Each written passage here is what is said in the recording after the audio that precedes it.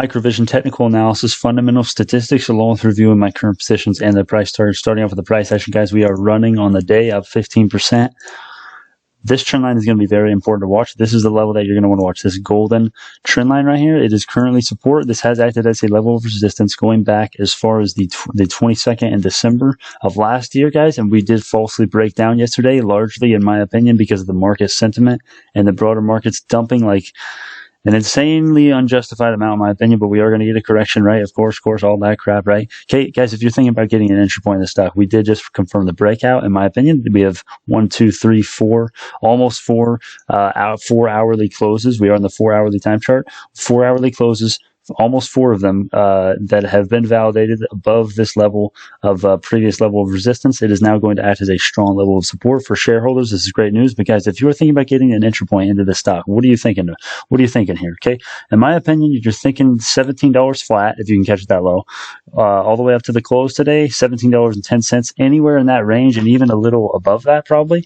That's going to do you extremely well in the long term, in my opinion. I think you're going to be very happy if you get in with a large percentage of your portfolio or a small percentage, and don't look at it for a year or look at it in a month even, or a week even, probably, unless the market's dumped. That's the only excuse, and that's basically the only thing that can screw over microvision, in my opinion. I've done the due diligence. This is an amazing company with great potential and very little risk, in my opinion, as well. So those are your entry points.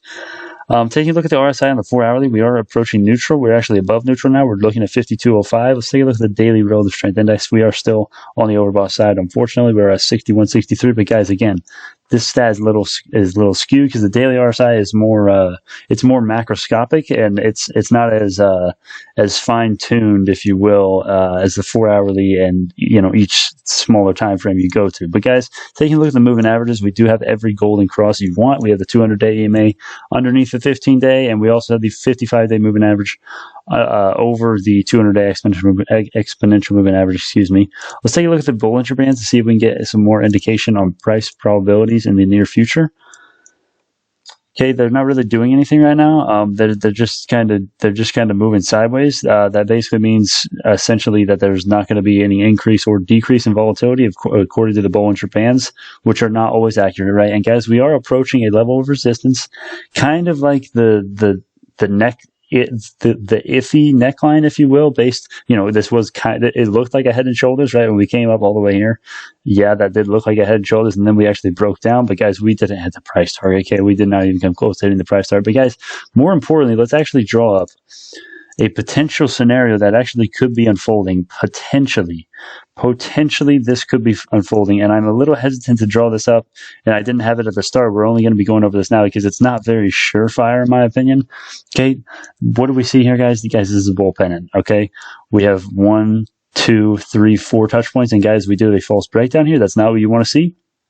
But we basically did validate this 50% retracement level, sitting at roughly $15.40. But also, guys, this was because of the market sentiment. This was because of the broader market's dumping and that insane dumpage that was unjustified. That's why we actually broke out of this triangle for a second. But guys, nonetheless, this is a symmetrical triangle, a bull pennant. But guys, this is not very it's not as surefire as some others, just because the market's dumping. It kind of invalidates it a little bit. But again, this was because the market's dumping. And guys, we don't have many touch points. Okay, on this bottom one, we only have 1, 2, 3, 4 touch points. I mean, that's not bad, right? But it's in a bull flag that goes back as far as the 3rd in February. You would like to see a little bit more of touch points, but I mean, really, we're only truly starting the bull flag when both of these are here. So I guess technically it starts on the 16th. But guys, this is a potential bull flag here. I mean, this has a high likelihood of happening, in my opinion, or at least a decent likelihood of happening. Okay, the price target. Let's draw it up. Okay, it's $29.30. That's the price target if the bull flag comes to fruition and breaks to the upside, which they do have more chance of breaking to the upside. And if they do break to the downside, I'm going to give you both sides of the picture, both sides of the argument all the time. $6.60. Okay, that's not happening, in my opinion. That's not happening at all. Let's just go ahead and leave this up here, right? No way that's happening, right? Unless we get a real correction or a crash, right? Those are the only ways. that I see this dipping even below this ascending trend line, guys. If you want to get an entry point on this ascending trend line, or check this out, guys. What if you watch this, if you have this drawn up on your own broker or whatever chart platform you're using, okay? If you can catch it at $17.56 tomorrow during the middle of the day, that's roughly where this is. That is going to be an extremely strong level. Why do I say that? Well, because we got a 38.2% retracement level. This ascending support level right here of the bull flag. We also have the ascending golden support right here. So we have 3 supports. And guys, get this, that's not even the best part. The best part is that we're about to be, the price action will be condensing if they respect these 2 trend lines, which, it has in the recent past. So it probably will. So that means a break to the upside is highly likely. If it does pull back there, in the middle of tomorrow, right? You guys see the time, right? The time's right there. Okay, that's the time and the date. Draw this up on your own. Make a chart that is, at least fairly similar. Personally, every chart is every technical analysis person does their own technicals differently, right? But if you can just get in on this level right before the potential breakout, that is a potentially very auspicious trade, in my opinion. A very high probability trade, in my humble opinion. Let's take a look at some fundamental statistics. Taking a look at the institutional ownership. We are sitting at 20% institutional ownership according to Fintel.io. That is extremely high. Taking a look at some recent transactions. These are not necessarily recent. These dates, the 17th, the 16th of February, right? Last week. This does not mean, this is just when they were filed. I know y'all can't see this, but it is, this column is the file date. And these shares, these trades could have been opened on previous days. They probably were. But guys, nonetheless, institutions are loading up, and typically institutions they don't really like to day trade or swing trade, right? They're usually holding long term. So this is extremely bullish. All these green rows, these are puts, right? That's not what you want to see, right? But look at all these other green ones, right? These are shares being added for the first time, right? Green rows indicating new positions, okay? Taking a look at the insider trading, we are looking at 3%, almost 4% of the shares outstanding is owned by the insiders, and almost 4% of the float, right? This is bullish. It's not an extremely high amount, but it's not low either. I would say it's probably slightly above average in my experience. Taking a look at FinViz to kind of verify this information, there is a big disparity that we do see, less than 1% insider ownership according to them. Almost 4% according to Fintel.io, so I don't really know. But institutional ownership, it is good to know that FinViz does somewhat agree. At least they're getting similar data, right? 20%, 13%, that's a little bit close, right? They get their information from different sources, but, take it for what it is.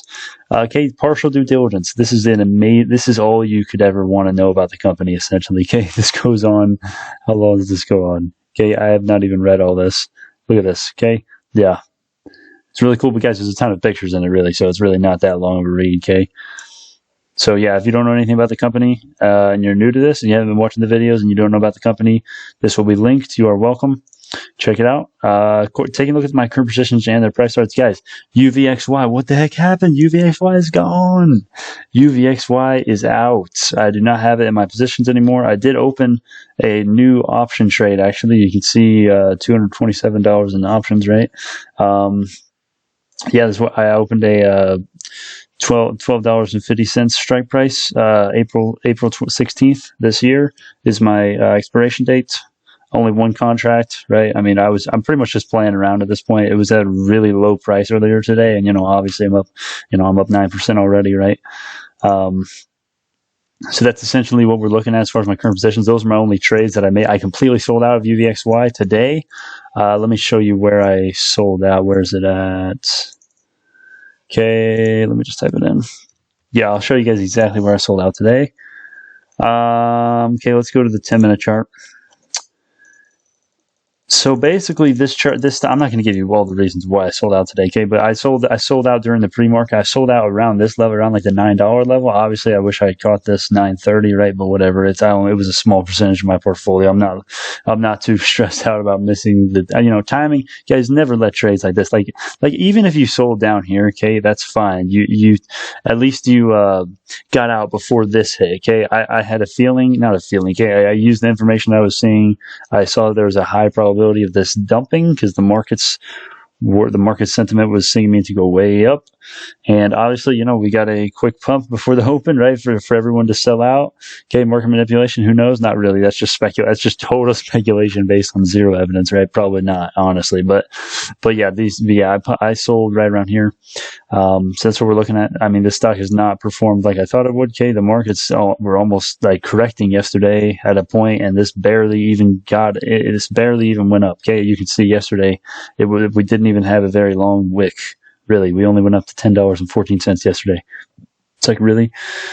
So yeah, that's essentially that in a nutshell. In the short version, that's pretty much why I sold out of there.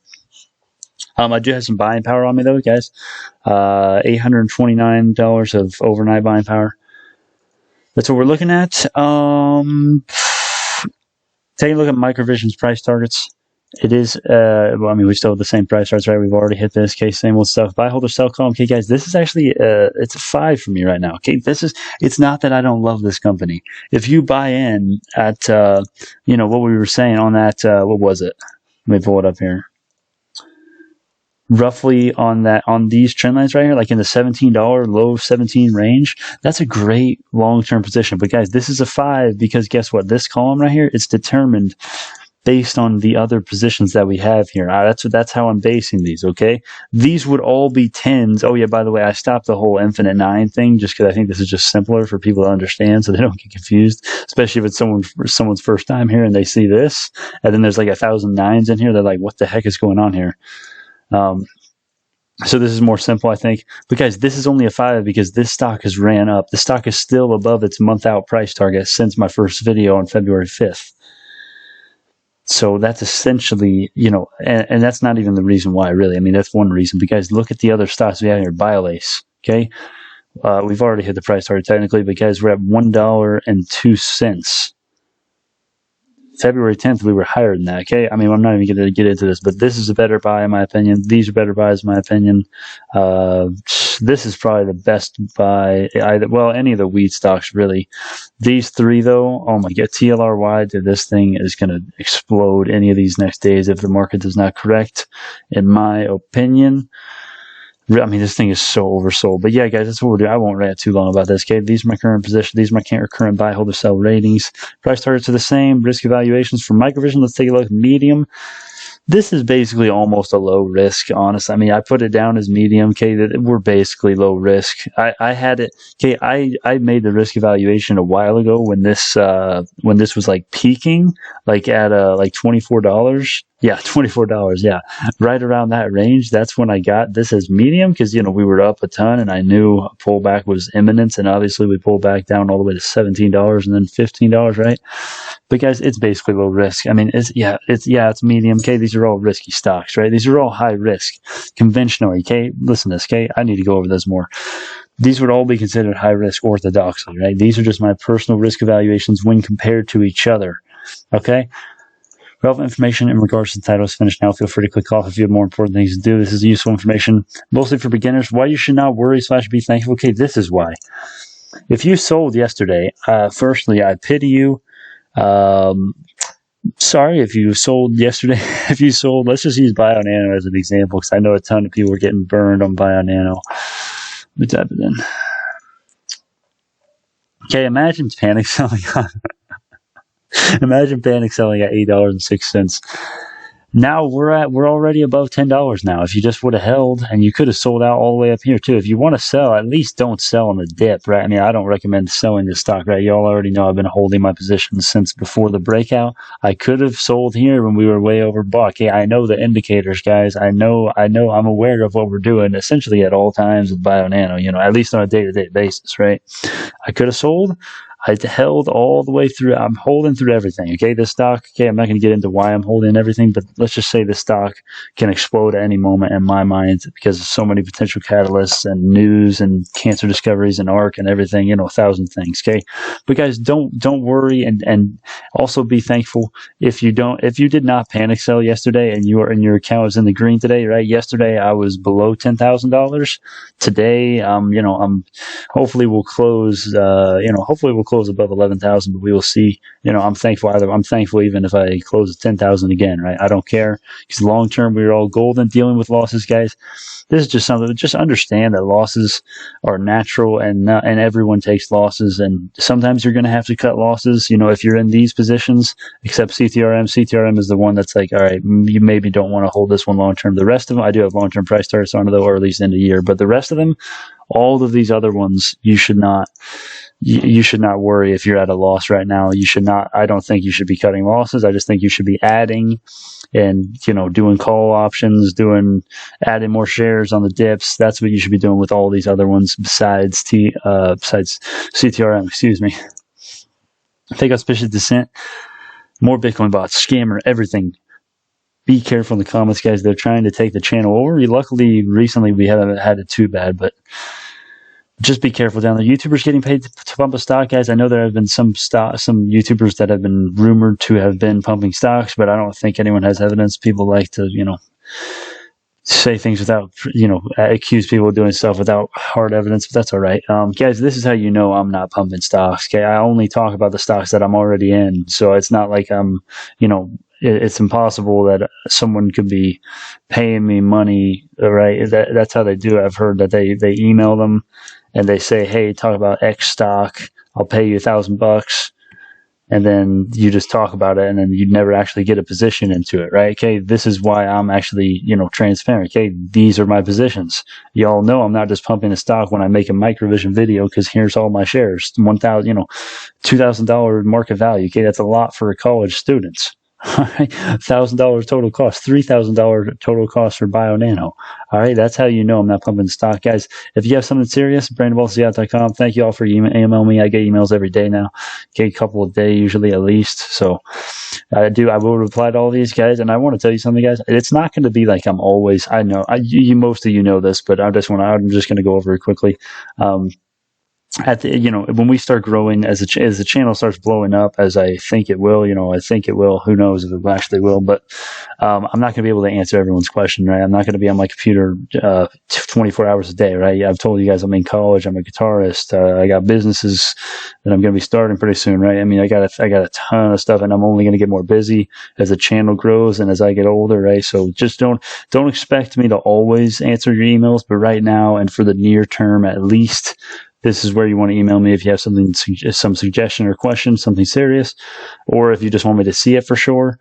That's where you want to go. Guys, I will make mistakes. Do not expect perfection from me, yourself, or anyone. Great rule in life. Okay, great rule in life. I truly appreciate the overwhelming majority of comments, which are extremely positive. Thank you all so much. Yo, seriously, I mean this. I know I've said this 1,000 times. I know. But y'all seriously blow me away in the comments. There's nothing else really to say. It's indescribable. Y'all really blow me away. Thank y'all so much. I'm very thankful for this whole thing we got here. Please not hesitate to call me out on something if I'm missing something in the charts, fundamentals, or anywhere else. Use several brokers. Follow stocks you on Reddit and Twitter. Free stocks leave in the description. Pre-market and after hours trading. Comment what stocks I need to be covered next. Open a Roth IRA. Most people, this is going to be in your best interest long term to do. Comment any questions, I will answer them. If you email me, I will definitely answer them. If you comment, I will maybe answer them probably. Guys, just know with this, I'm not going to do the whole spiel today. Just know that our business model is not going to change. BioNano to the moon. This is not financial advice. Thank you all so much. I'll see you on the next one.